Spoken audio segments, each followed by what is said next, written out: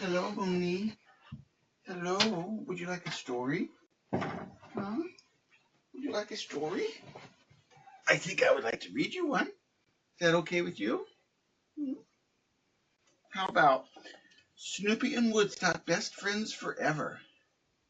You want to read? You want me to read that to you? Huh? Are we best friends? Are we best friends, sweetie? Yeah, I think so. You're my best friend. Okay. Snoopy and Woodstock are best friends. They play together. They share secrets. But how did they meet? When did they become friends? Woodstock chirps at Snoopy. Snoopy speaks fluent bird. He understands exactly what Woodstock is saying. You want to hear the story of how we met? Okay, Snoopy says. Snoopy goes into a doghouse and comes back out with a photo album. One day I woke up from a nap and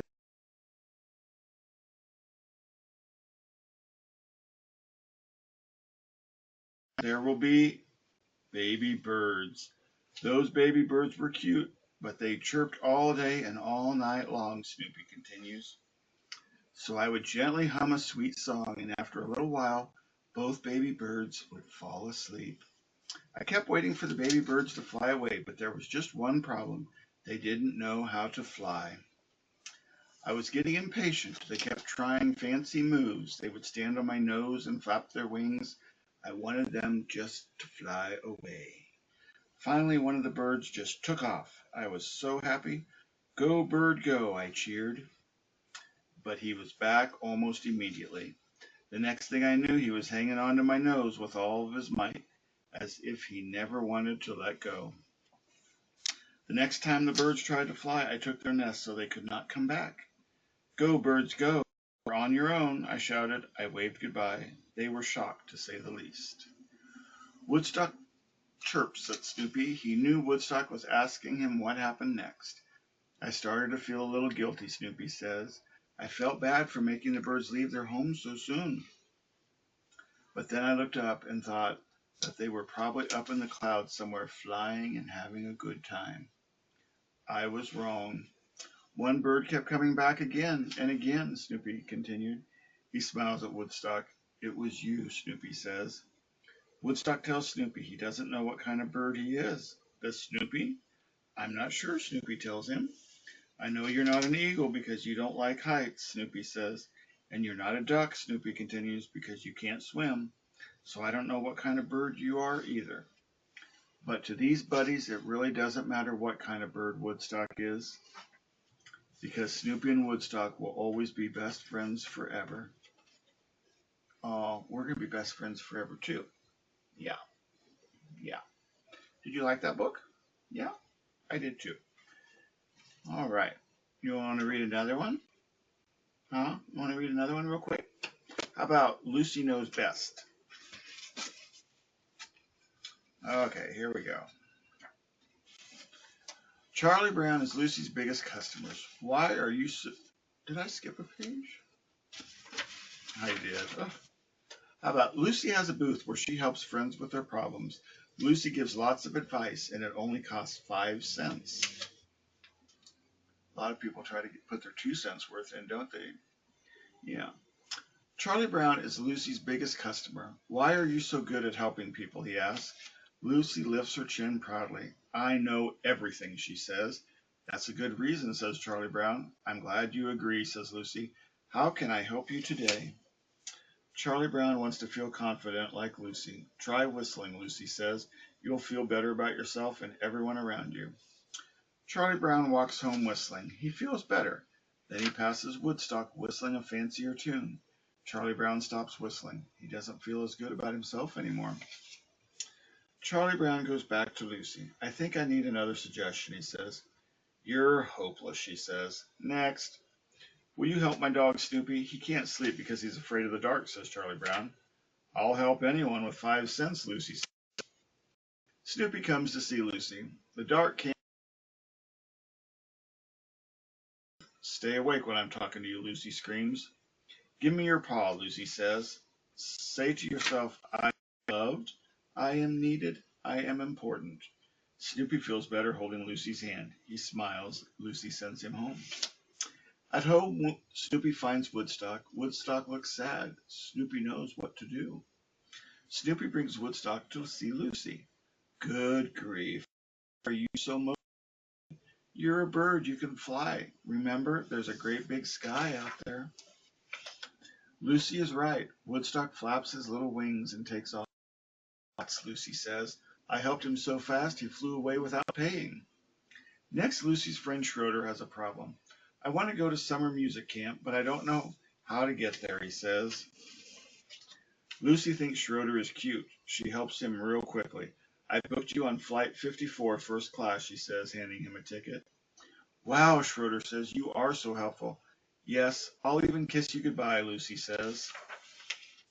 Lucy leans in for a kiss, but Schroeder ignores her. I have to look for a magazine to read on the plane, he says. Lucy is disappointed when Schroeder comes back from camp. She tries again to get his attention. I read that our arms aren't made for throwing baseballs, Lucy said. Really, Schroeder asked. What are arms made for? Hugging, Lucy grins. Schroeder rolls his eyes and says, blah, blah. Ugh. Lucy is angry with Schroeder. She stomps home to sulk. She crawls into her beanbag chair and sinks all the way down. She needs advice. Who can she ask? Herself. Lucy goes to her own booth. I need some help, she says out loud. Then Lucy moves behind the booth. Good, that's why I'm here, she answers. Lucy moves to the other side of the booth. There's this boy I like, but he never notices me, she says. It makes me sad.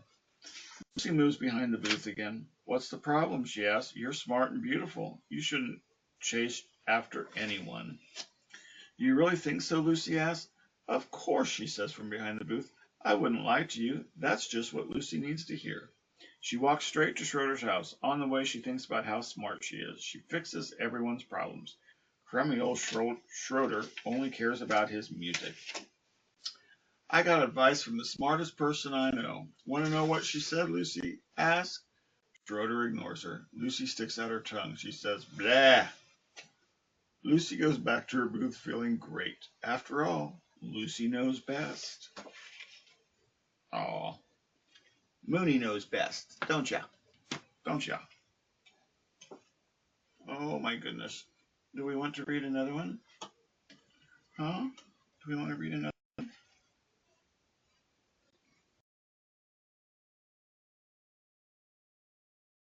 I think we have. Should we read it real quick? Read it real quick. I don't know how long we are so far. People are probably gonna get bored with us. I know. How about this one? Poor Charlie Brown. He can't kick a football or throw a decent pitch or even fly a kite. But when it comes to worrying about school, he is the world champ. You look down, Charlie Brown, Linus says. I worry about school a lot, Charlie Brown replies, and then I worry about worrying so much about school. Charlie Brown decides to get help. What's your problem, Lucy asks. I worry about tomorrow, Charlie Brown answers, and then when tomorrow becomes today, I start worrying about tomorrow again. I think I can help you, Lucy tells Charlie Brown. What you need is confidence. That's what you just told her in the other book. Throw out your chest and face the future, Lucy shouts. Now raise your arm and clench your fist. Charlie Brown does what Lucy tells him to do. Suddenly, Charlie Brown isn't worried about school anymore. He might ace every pop quiz. He might become hall monitor. He might even talk to the little red-haired girl. Lucy interrupts Charlie Brown's daydreams. You look ridiculous, she says. A few days after school starts, the teacher tells the students about the spelling bee. Charlie Brown thinks about entering it. It could be good for him to gain his confidence. Charlie Brown goes to raise his hand to volunteer, but his hand won't go up. My hand is smarter than I am, Charlie Brown groans. Charlie Brown enters the spelling bee anyway. You're crazy, Lucy whispers. Don't do it. You'll just make a fool of yourself. Charlie Brown throws his hands up in the air. I can try, can't I? Charlie Brown asks. What's the good of living if you don't try a few things? Lucy leans over. Spell. Oh my goodness, I can't even say that word. What is they trying to say? I'm not gonna. Charlie Brown gulps. Maybe I shouldn't have entered, he says. What is that word? Ace till. Oh, I'm not gonna try it. But as the spelling bee gets closer and closer, Charlie Brown gets braver. He feels more confident. Nobody thinks I can win, Snoopy, Charlie Brown tells his dog, but I'm going to show them. I do have troubles remembering some rules, Charlie Brown admits. I before B except after T. Is it V before Z except after E? Good grief, thinks Snoopy. It is the day of the spelling bee. Charlie Brown feels calm. He feels confident. All the words in the first round are easy, he thinks. Soon it is Charlie Brown's turn. Maze, he repeats after the teacher gives him the word. Charlie Brown isn't worried. He smiles. He takes a deep breath. He begins to spell M-A-Y-S. Charlie Brown blows it. Soon he is back at his desk and he is worrying. What will his friends say? What will Snoopy do? Yes, ma'am, Charlie Brown answers when the teacher calls his name. Why did I have my head on my desk? Because I blew the spelling bee, Charlie Brown yells. That's why. Charlie Brown covers his mouth with his hands. Yelling at the teacher is never a good idea.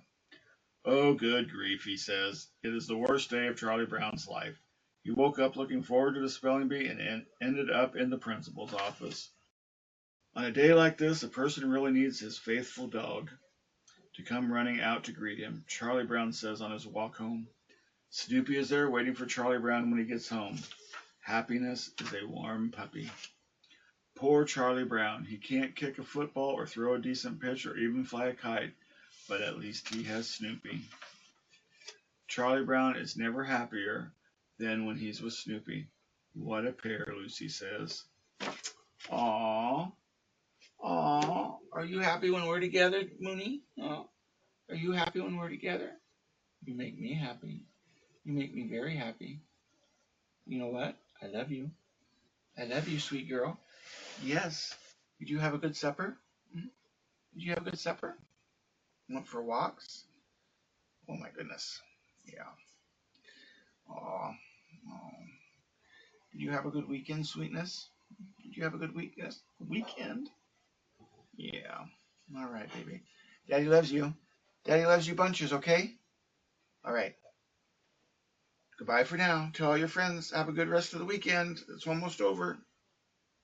I love you.